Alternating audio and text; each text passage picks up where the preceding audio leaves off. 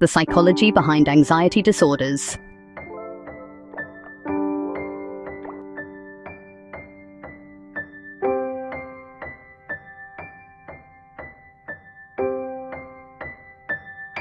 Have you ever felt like your mind is running faster than your life? Like your body is in danger, but nothing's really happening? That's anxiety. But beneath that feeling is a powerful story your brain is trying to tell you. What anxiety really is. Anxiety isn't just stress or nerves. It's your brain's alarm system, designed to protect you. Thousands of years ago, when humans faced lions and real danger, anxiety kept us alive. Your heart races, blood rushes to your muscles, you're ready to fight or run.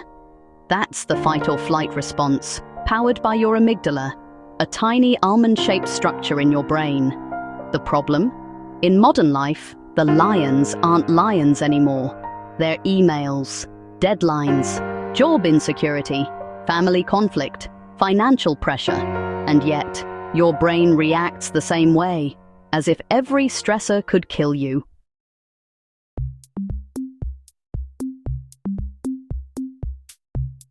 How anxiety becomes a disorder. Everyone feels anxious. That's normal. But when anxiety becomes constant, irrational, and uncontrollable, it turns into a disorder. Psychologists define anxiety disorders as conditions where fear and worry interfere with daily life, work, sleep, relationships, health. There are several main types. Generalized anxiety disorder, GAD, chronic, excessive worry about everyday situations. Panic disorder, sudden attacks of intense fear. Your heart races, you can't breathe, you feel like you're dying. Social anxiety disorder, fear of judgment or humiliation in social settings. Phobias, intense fear of specific objects or situations, like flying or heights. OCD and PTSD, both related to anxiety but driven by intrusive thoughts or past trauma. In all of these, the amygdala and prefrontal cortex are in constant conflict. The amygdala says, danger. The prefrontal cortex tries to say, calm down, we're fine. But when anxiety wins, logic loses. The psychological cycle of anxiety.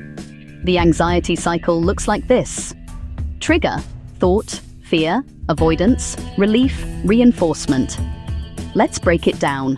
You get a trigger, maybe a meeting, a social event, or a conflict at work.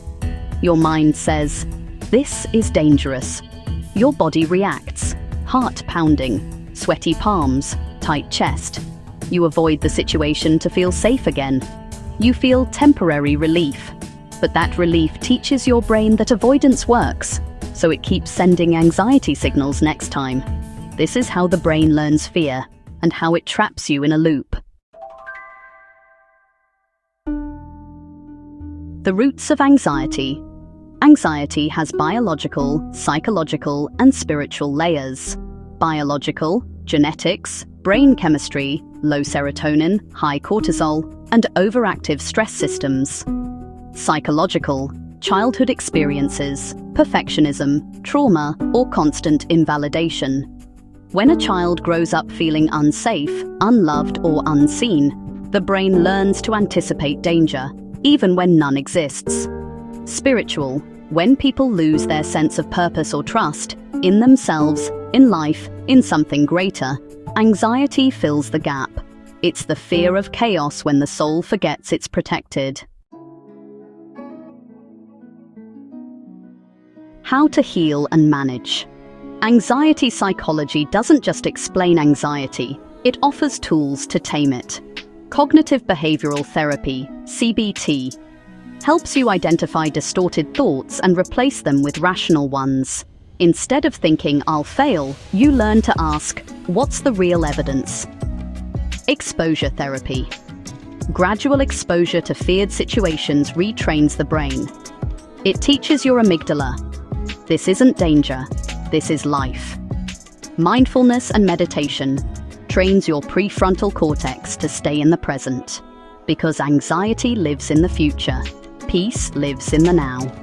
Lifestyle and faith, exercise, good sleep, balanced nutrition, prayer, and reflection help regulate your nervous system. Faith especially provides a sense of meaning and safety that medicine alone can't offer. It reminds you, you're not in control of everything, and that's okay. Anxiety in corporate life. Workplace anxiety is one of the most underestimated mental health crises today. Deadlines, constant competition, job insecurity, all trigger your survival system every single day. People suppress anxiety with caffeine, humor, or silence, but internally, they're burning out. Corporate culture glorifies busy, but your nervous system isn't built for 24/7 warfare. The result? You start feeling imposter syndrome, panic, numbness, or existential fatigue, like you're running but not moving anywhere. That's not weakness. That's your brain begging for rest and meaning. The deeper message of anxiety. If you look deeper, anxiety isn't your enemy. It's a messenger. It's your mind saying, something in your life needs attention. Maybe you're living against your values. Maybe you're chasing perfection instead of peace. Maybe you're disconnected from purpose, from God, from yourself. When you start listening to your anxiety with compassion, you'll find it's not trying to destroy you. It's trying to wake you up.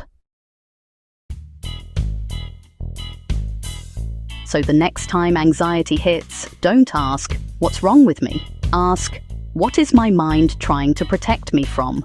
Because behind every panic, there's a story of survival. And behind every anxious heart, there's a soul longing for safety, meaning, and peace. You are not broken. You're just learning how to feel safe again. And that's the real psychology of anxiety.